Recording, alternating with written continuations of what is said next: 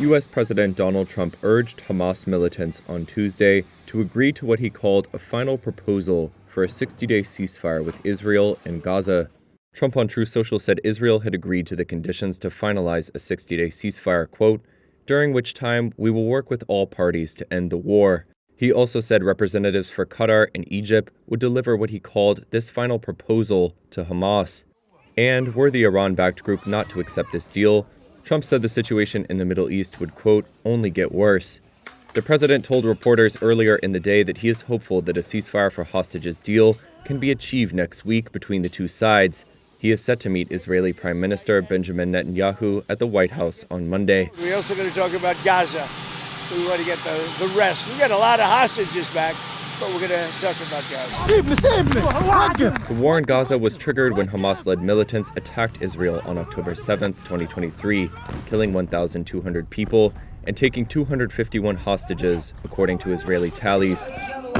Gaza's health ministry says Israel's subsequent military assault on the coastal enclave has killed over 56,000 Palestinians.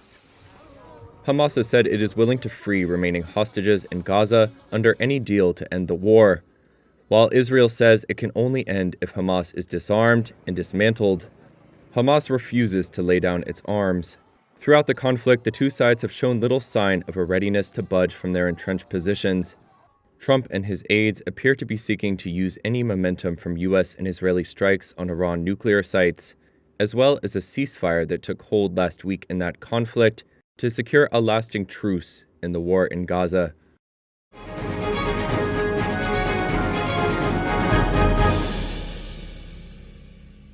A fire that shut Heathrow Airport in March, stranding thousands of passengers, was caused by National Grid's failure to maintain an electricity substation. That's according to an official report released Wednesday. The closure of Heathrow, the busiest airport in Europe, cost airlines tens of millions of pounds. It also raised questions about the resilience of Britain's infrastructure. The report follows a review of the incident on March the 21st by the National Energy System Operator. It manages the electricity network and was separated from National Grid last year. As a result of the report, Britain's energy regulator Ofgem launched an enforcement investigation. It said its review had seen evidence that a catastrophic failure on one of the transformer's high-voltage bushings at the substation caused the transformer to catch fire, and that National Grid controls in place were not effective. A National Grid spokesperson said the company had a comprehensive asset inspection and maintenance programme in place, and that it had taken further action since the fire. Ofgem plans to review whether National Grid had complied with the relevant legislation and licence conditions, as well as an independent audit to review whether the failings were a one-off or systemic.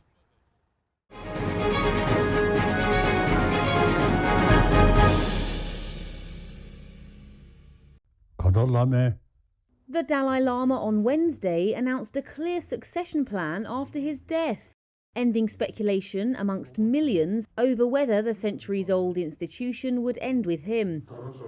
Days before turning 90, he assured followers he'd be reincarnated as the next spiritual leader of Tibetan Buddhism, and that the Dalai Lama's trust had sole authority to identify this reincarnation.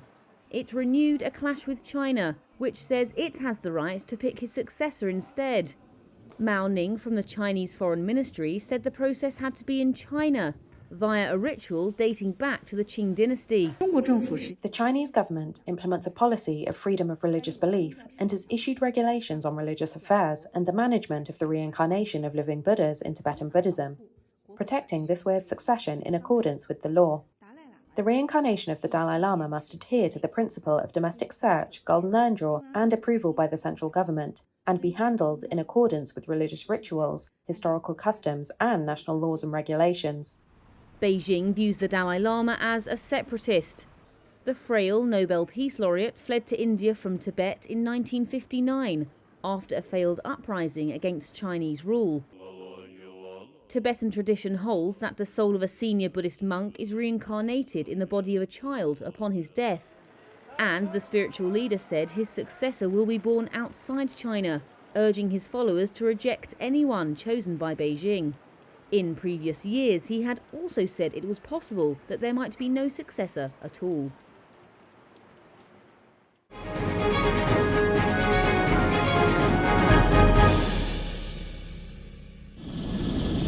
least 2 people died in a wildfire in Spain's Catalonia region on Tuesday as a severe heatwave grips Europe. The fire service said the blaze was extremely violent due to storms and strong winds. It was largely contained, but authorities warned that more storms were expected on Wednesday afternoon and urged vigilance. The blaze in Torrefeta broke out in a farming area. Firefighters said it had affected an area stretching for around 25 miles, and there were no other casualties.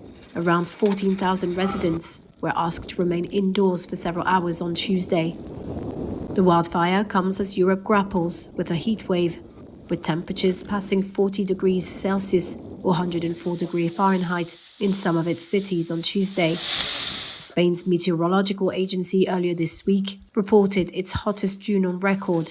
It issued warnings for high temperatures, storms and high winds across much of the Iberian Peninsula on Wednesday.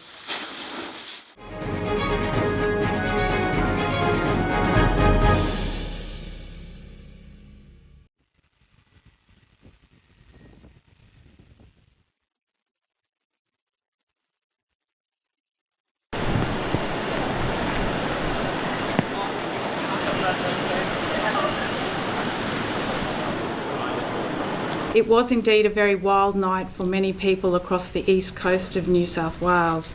We are very grateful that the communities in these areas heeded our warnings. That has meant that there has not been as much damage to property and impact to lives as what could have been. But we did see conditions deteriorate overnight. Intense rainfall reached 150 millimetres of rain in some areas. As a result, the New South Wales State Emergency Service has issued 7 emergency warnings overnight. Approximately 335 properties have been impacted by these emergency warnings.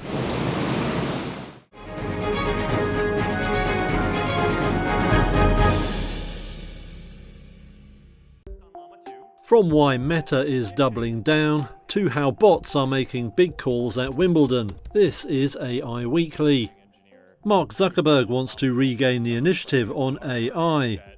A Reuters source says he's created a new division at Meta, dubbed Superintelligence Labs, to lead the effort. That's after Meta's latest AI model, Llama 4, got a poor reception. Zuckerberg hopes the new unit will create fresh cash flows from products including smart glasses. Apple could use models from Anthropic or OpenAI to power an AI version of its Siri digital assistant. That's according to reports by Bloomberg. It says talks are at an early stage with no decision made. But Apple appears to be struggling with the new tech, having put back AI upgrades for Siri until next year. Bots have come to Wimbledon. The tennis tournament has replaced its famous line judges with AI systems that can determine if a shot is in or out. World number 1 Jannik Sinner welcomed the move, saying the modern game was so fast that humans couldn't make good calls.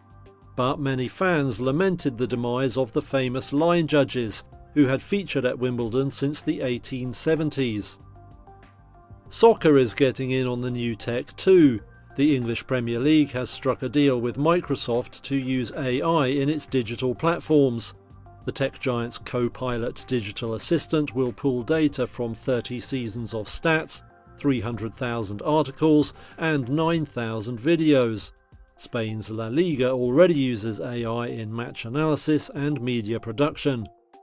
And Nvidia notched another record.